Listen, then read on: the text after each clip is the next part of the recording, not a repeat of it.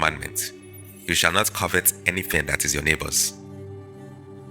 As I stated in the previous video about the ninth commandment, to covet your neighbor's wife has an entirely different and more profound spiritual implication on a person than to covet your neighbor's goods. To covet is a deep, strong, yearning desire to take for ourselves what belongs to another person. Once this desire gets stronger than our self-control, it can drive us into committing even more grievous sins. The church describes covetousness as a disordered desire that can take the forms of greed and envy. I would like you to take some time to consider these two scenarios. Would you hurt the same, or will one scenario hurt you worse?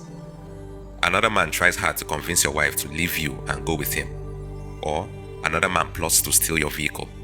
Yeah, I know many men are tired of their wives and wouldn't be hurt if someone else seduced her and caused her to fall, so he would have an excuse to get another girl.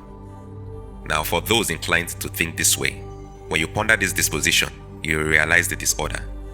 Men of the world get tired of their wives. You, on the other hand, should not. I hope you understand better now. On the other hand, the man plotting to steal your vehicle has consequences that affect him alone compared to the covetousness involving your wife. Surely you don't want anyone stealing your car, but even if you were nonchalant about it, you don't allow anyone else to fall into sin. Both scenarios are wrong, nonetheless, about the perpetrator.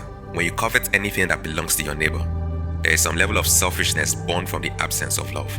You feel entitled to what is for another person, rather than going to work for yours. Just as the breaking of the ninth commandment is very close to the breaking of the sixth commandment, the breaking of the 10th commandment is very close to the breaking of the 7th commandment. It could also involve breaking the 5th and 8th commandments for both.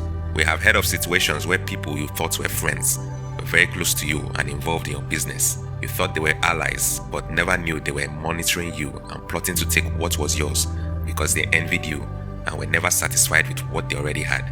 They felt they just had to have what you have to feel better about themselves. The more they craved what you had, the stronger the covetousness got. So they either turned on you, bore false witness against you to bring you down and steal what you have, or they even plotted to kill you and take what you have. They never loved you.